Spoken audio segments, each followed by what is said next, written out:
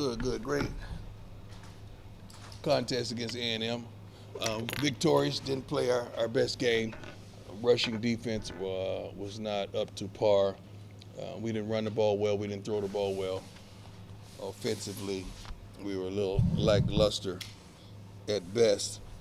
Had we known Savion had 89 yards, we should have gave him the ball to get 11 more yards so he could get a clips 100 again. But season lows in rushing, I believe, and also passing. 12 penalties, not indicative of who we are. We had 13 a week ago. We got to really tighten up on our discipline, and we made a conscious effort of that this week to really focus on that. Although we're still nationally ranked first, several categories defensively and ninth offensively, up to sixth in scoring offense as well. So we're not mad at that. And Shador is on pace, I believe, to break the all-time touchdown passing record here with one more touchdown. Single season. So, other than that, we have a task at hand. We're pretty sure that Alcorn was going to come out and play their butts off. I have a lot of respect to Coach McNair, a lot of respect for him, what he's presented and represented over the course of his career. His name is should be in the archives in HBCU history. Love him to life, and what he's endured and what he's doing for and what he's done for the SWAC for a multitude of years. No further. That's my comment. So let's go. Last regular game of the season. Excuse me. Last game of the regular season. Yes, sir. Technically, Alcorn and a lot of other teams on the west side are still in it to play you guys in the championship. But what do you think about when you go into this game having already secured your title? We don't think about things like that. Only media think about things like that. We want to go in there and be dominant and get a rhythm and come out there blazing and give them 4 tough quarters of Jackson State football, offensively and defensively, as well as special teams. That's the way we go into a game. Obviously, Shador's only a sophomore, but what would it mean to you and really this coaching staff for him to break that single season record for passing? We don't care about those kind of records. I don't think Shador cares about those type of records. Shador wants to win at all costs. Shador probably in his life hadn't lost over 10 games since playing football, period. In his life. I can't, because I've coached him every bit of the way. I don't think he's from youth all the way up. I don't think he's lost over 10 games collectively. So he's a born winner. So he cares about that, not the personal achievements. Coach, you talked about wanting to be dominant. Penalties that you've seen over the last 2 It's weeks. bad. I mean, what's been the message to them in practice? We go over this stuff over and over and over again. Some kids get complacent. Some kids just don't pay attention and they get lackadaisical. But it's our fault. I mean, they only do what you would allow, and if we allow them to stay in and do it, that's on us. We got to make sure we make the adjustments and place kids in there that's not gonna self-inflict us. But we got to fix that. There's no way we could be dominant and play like that. 11 and 12, 13 penalties. There's no way. What part of Alcorn's game are you guys maybe talking about or trying to? Rushing. We surrendered, I don't know how many rushing yards a week ago, and I'm pretty sure everybody's going to come out and try to run the football. But we assist in that. If we come out there scoring and put up 14 points, that kind of dissolves your running game. And to have a really astute running game, that means you're going to have to be on the field without any explosions, 12 to 13, 14 plays, anywhere from 10 to 14 plays. That's a lot can go wrong in 10 to 14 plays. So a lot of people count on that. We try to force people to do stuff that's uncharacteristic of themselves. So offense helps along with helping the defense get off the field as well with scoring. I know you talked about Shador this week will probably definitely learn how to slide. Yeah. But as a coach, do you ever get worried about certain teams, potentially coming out him when he's running the ball? Every team comes after him.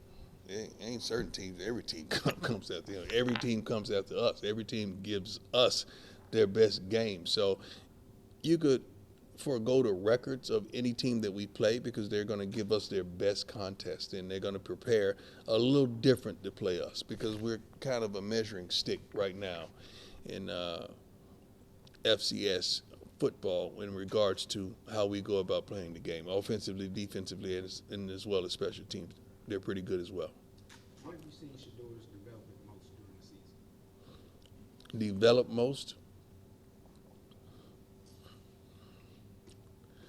Really maturing enough and earning the respect enough to get on the receivers when they need to be chastised. And they understand it's not out of anger, it's out of trying to perfect this route combination or just trying to perfect that play. Just hearing his voice get upset and get angry sometime at the dysfunction that we may possess in some drives. And I said that nicely and kindly. Hey Coach, I'm working on a How you story. doing? Good. How are you? Good, you're new. I Yeah. started in the summer, but today's normally my Okay. off day. So how did you get the black shift? How did I get the what? I mean the night shift. I'm sorry. That was good, wasn't it? He laughed at that. That was good. That was good. How you doing, man? I'm doing well. Go ahead. Give me your question. Yeah. I'm working on a story on the Sonic Boom of the South, and I just wanted to get your thoughts on the impact they have on the game, both at home and on the Oh, road. tremendous. I mean, shoot. When we look over there and the boom ain't there, that's worth at least 7 points for us. I mean, yeah, trust me, they affect us, infect us. We love it. Our kids feed off it. I know Shiloh loves the drum major to life, emulating him. Dr. Little is class personified, and I love what he brings to the table. I always make a way to stop by and speak to him and give him a hug prior to the game or during the game when I see him on the sideline, and I wanted to make certain that he was going to be there with the boom this week. So they're very influential in how we perform. They are. Can you speak to some of the work that they put in there? Because I know they're out there late at night. Yeah, I don't see that, so I don't know. But when I pass by, sometimes I see them playing. I hope to God they ain't out there in the cold, tonight, or they have jackets. But I know they put in a lot of work. I've heard. I haven't seen it because we're working as well. But you can't be that good without putting in work. That comes from work, and those kids are sacrificing quite a bit. I make it a point whenever I pass by them, I'm gonna give them a high five, give them a hug, or just give them love because they deserve it. Coach, how well have you gotten to know Fred McNair? I met him the first time when I was on a visit at Southern Miss with Shador, and I just felt compelled to go over in their locker room and say what's up. Now, we're on a visit to Southern Miss, but I wanted to go say what's up to him because of his presence and what he represents to HBCUs. So I went and spoke to him, and ever since then, I felt like we've had a friendship. Good man, great family. I love the way he goes about his job and his business. I just wish he had more support. Were you friends with Steve? I really didn't know Steve. I think he was way behind me, and when I came out. I didn't know him much at all.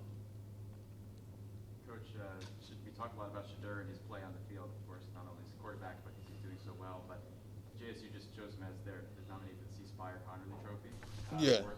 I'm just wondering from you, as a father, I know you don't care about the awards as a coach, Right. but as a father, what does that mean to you to see him be nominated for an award? Well, to see him win would be comparable. That's what we want to win. We don't want to be nominated. I think we were there last year, weren't we? We dressed up for nothing. We want to win. We're winners. We don't want to dress up and put on a suit to go there and watch somebody else get a darn trophy. But it's a blessing to be nominated. Trust me. I think this is the second time, so hopefully. We don't know. We never know how this stuff goes. And you mentioned defense a second ago about the run game, but Biller got Defensive Player of the Week. What have you seen from him just in his game? Obviously Well, big game. it's hard. It's so funny. I don't know how we get this is not taking nothing from Aubrey. I love Aubrey, and I love what he's contributed. We gave up 200-some yards. We got defensive player of the week. I don't know how in the heck that works. Who doing that? But Aubrey has been consistent in his game this year, sideline to sideline, and even blitzing like we do so often.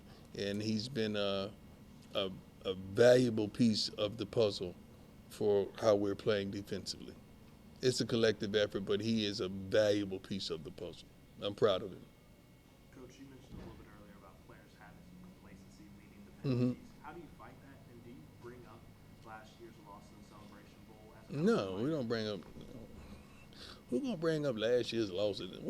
How am I gonna motivate my players by talking about getting their butts kicked last year? No, we're focused and we locked in. If we bring up anything, it'll be a player or two from a game. We'll show who was loafing, who ain't do worth a darn, and who did their jobs. We'll show the good and the bad and the ugly off those plays that we weren't good in. But yesterday don't help us for today. It does not help us whatsoever. But we got to step it up. Sometimes when you winning, kids get complacent. Coaches get complacent. Trainers get complacent. Equipment men get complacent. Everyone got complacent around here last week, and we had to set a fire to get everybody back right. Excuse the fire analogy because we just had fires, but we had to step on some toes. I can say that. Even though I have 8, we had to step on some toes. Have you ever been to a game in Austin? No. I ain't had no reason to. No. This is going to be great. I love this kind of stuff. That it's been several stadiums that I hadn't had the opportunity to go play at, and I always wanted to go play at FAMU, but we're in the Celebration Bowl, so not Celebration. I'm sorry, that Orange Blossom Classic. So I always wanted to kind of do your little tour around to the HBCUs. But pack them out. We like to pack them out when we go do those little tours, and I'm pretty sure it's going to be packed this weekend. Never been there, though. I haven't heard great things about the locker room, though. I know you said you were going to talk to Shador about sliding. How was that conversation? It's one-sided. That's it. There's only one voice in that conversation. What's up, Coach? There's only one voice in that conversation. That was it. Coach, whenever you took over the JSU job, was Coach McNair someone you called and reached out to, about coming up? Not initially, but once I got to know him, and he came through last year for I think it was the Pro Day. We had an opportunity to sit down, and I got a chance to glean from him some of the gems that he's been coaching with and the reasons he's been so successful, and I have the utmost respect for him, and I really do. First of all, I got the utmost respect for any head coach or coach that has been coaching in HBCUs. And we all know why. I mean, they know. Utmost respect. I mean, utmost respect. It's kind of, we look at each other and just say, man, I'm praying for you. Like, we say that inside, but we don't really say it. Like, it don't come out the mouth, but we just look at them thinking about, well, we praying for you. And they know. We all know. We all have that common bond that we all want to see each other improve and better and do more for these kids. I saw you tweeted out today or yesterday, God is ... I Yeah. mean, good is a Good, third word for that. wonderful, kind, faithful, just. You can go anywhere with that. Right. Patient, all of that. I'm feeling a little sick right now. I hope to God I'm not coming down with nothing. I could feel it. Well, God is good, hopefully not. Amen. But I guess when you're talking about the head coaching position, now that you're getting through the second full year of what it's like, do you feel like it's like in some way kind of like a service, or how do you view coaching as an HBCU head coach? Like Coaching at HBCU is different than coaching anywhere else. Let's just get that straight. This is a calling, man. You got to be called to this. This is not something you just sign up for, knowing what's the trials and tribulations of it. This is a calling. And you got to really love kids. You got to really love people, to be able to adjust with people, to be able to understand people. It's definitely a call from God, my man. Good. Can y'all wake him up so he? Oh, I ain't. I'm doing good. So there's no chance that you're a Dallas Cowboys fan, huh? Nah. Well, my uncle is a Dallas Cowboys fan. That's why he named me. He named me after Dallas Cowboys. Serious? Yeah. For real? Yeah. Where's he from? He from Ohio. We are from From Ohio. Ohio? Yeah. Dallas, is that it's just a national brand? That much? Yes, sir.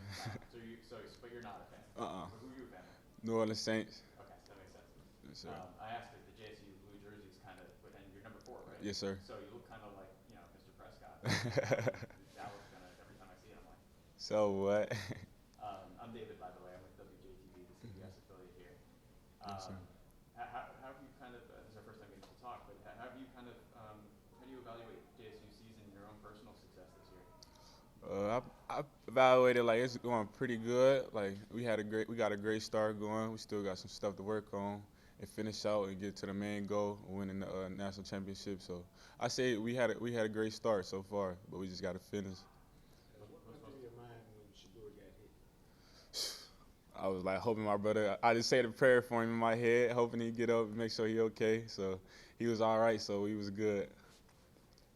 What's most impressed you? Sorry about that. What's most impressed you so far about the season? Really, just like everybody that bought in for real. Like my last school, like when I was at my last school, the team wasn't really bought in. But when I got here, like as a collective group, like everybody bought in and like everybody on the same page and on the same page to get to the main goal. At this point, how do you avoid looking ahead to the SWAC championship? Really just going day by day, one day at a time, and just doing my assignments and stuff. So I just take it day by day instead of thinking ahead at the time. What has stood out to you the most about this team and just your play this season? Really, just the team chemistry, and then me, like every day, just going out there, being better than I was yesterday. So really, just like that. Kind of piggyback off his question. What's it like having a quarterback like Shador to catch passes? It's phenomenal. He know we be on the same page, so he know what I like and I know what he likes. So that chemistry together is just unstoppable to me. Because when you got you and your quarterback on the same page, he always can trust you. Coach, give me an example of that chemistry. Example, so like watching film together, going out on the field, throwing routes, like just building chemistry throughout the whole season. So that's really made it how it is. When's the time they work during the game? When he need me in crunch time.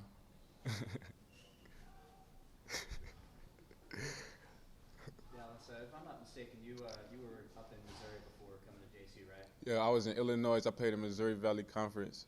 Okay, Missouri Valley Conference. Yeah. Well, I spent some time up in Missouri, not Illinois, and I know it gets pretty cold up there, especially Yeah. compared to Mississippi. I know the temperatures are dropping here, so Most are definitely. the guys kind of like struggling with that, and you're like, hey, this is nothing out here. Yes, sir.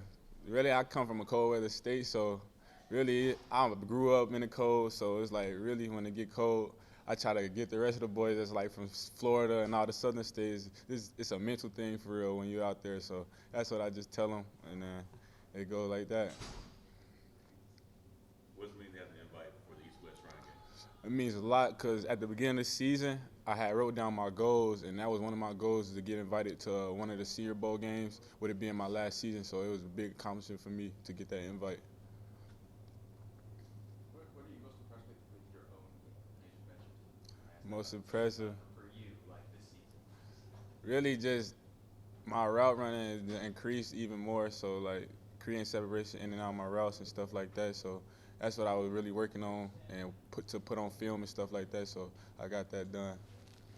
What were some of the other goals you had written down on the paper? At least 10 to 15 touchdowns, 1,000 yards, and winning a championship.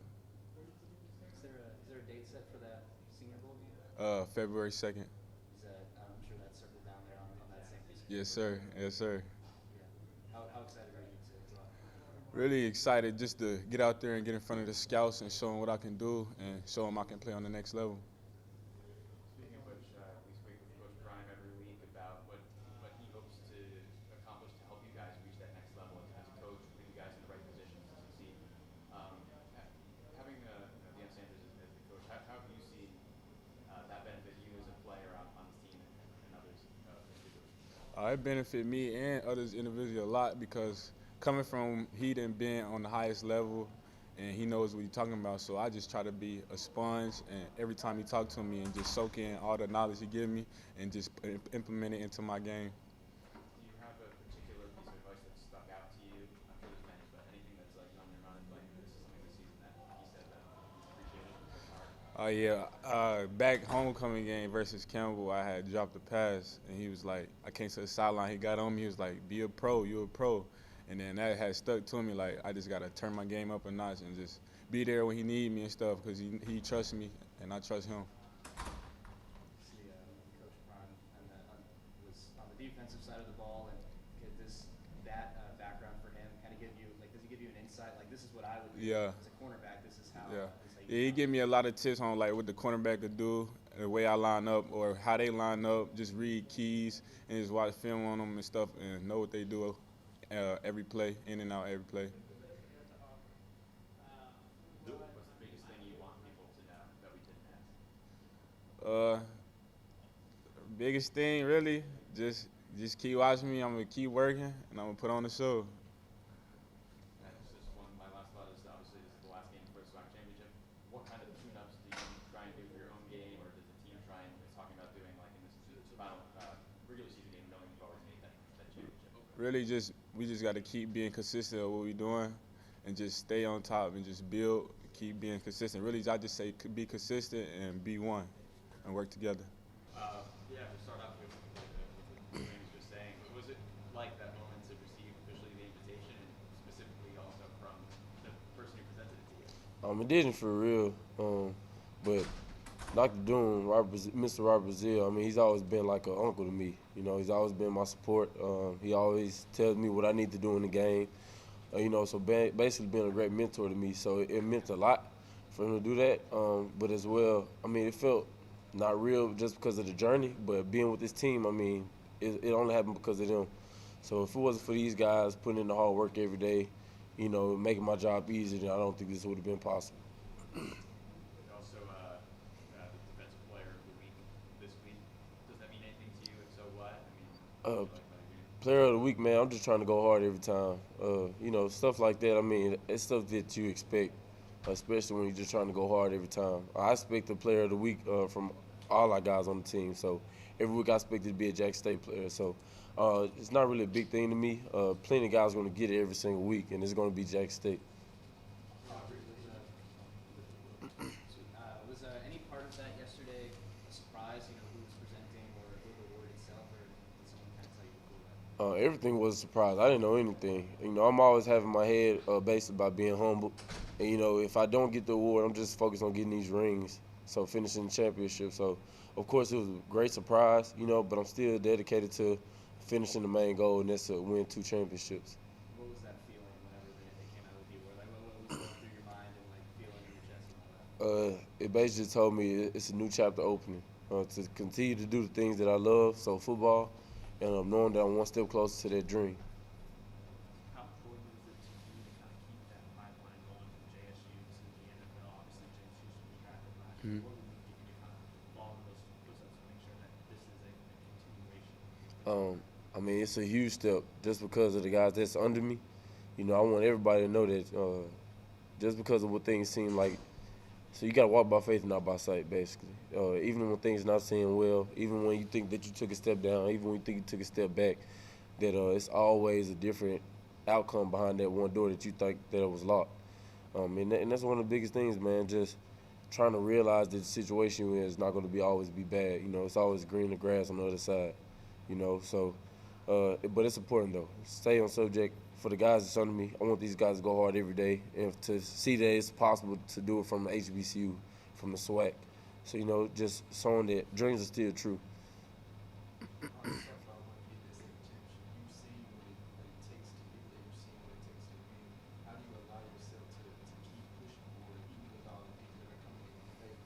Yes, sir. Just seeing all the mistakes that we made last year and the adversity, type of not being focused, how they can affect the game. So just knowing that we're going to go hard every single day, no matter who it is, no matter what time it is, no matter the excuse, we're going to have to keep going hard. Next man up, and just make sure that we hit them first.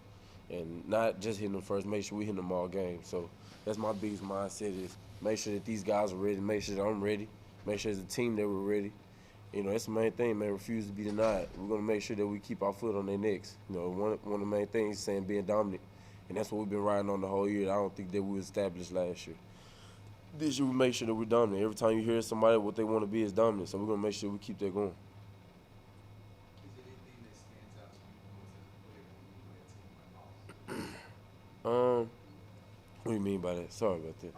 Like, so when you played our opponent last year, you know, was there certain things that stood out about that particular team? And if you watched, obviously, some film from them this year, Yes, what sir. stands out the most to you? I mean, they have a nice running back. They have a nice run game. We know that a lot of teams want to try and run against us, but, I mean, we're a run-stop defense. So, just like I said, with any other team, we're going to make sure that we dominate.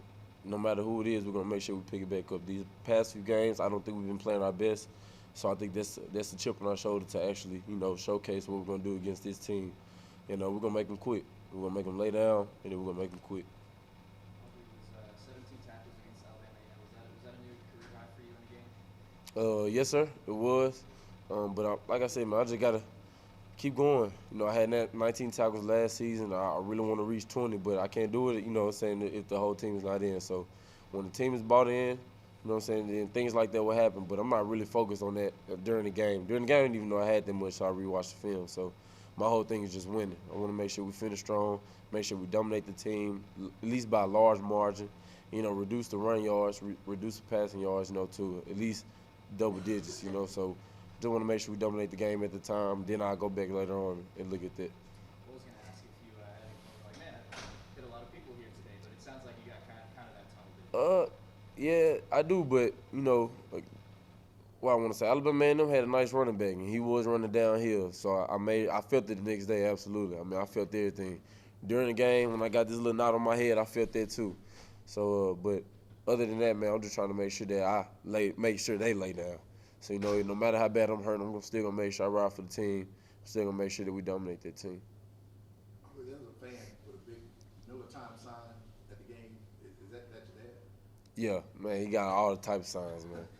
What does that mean to you for him to come out with all that? I mean, he's been behind my corner, I mean, since I was in Little League. You know, he never missed a game. He always made sure he attended. So, I mean, it means so much. And I know I'm making him proud, you know, especially when you have a father who had the opportunity to do as much as I'm doing, but the smallest thing as far as grades and, you know, what I want to say, the character thing was the things that kind of, what I want to say, push him out of the way. So now I'm able to continue that dream for him. So I know I'm just making him proud, and that's what I want to do. I mean, I love seeing him smile. I love seeing him happy. And whatever I'm going to do whatever I got to do to make him happy.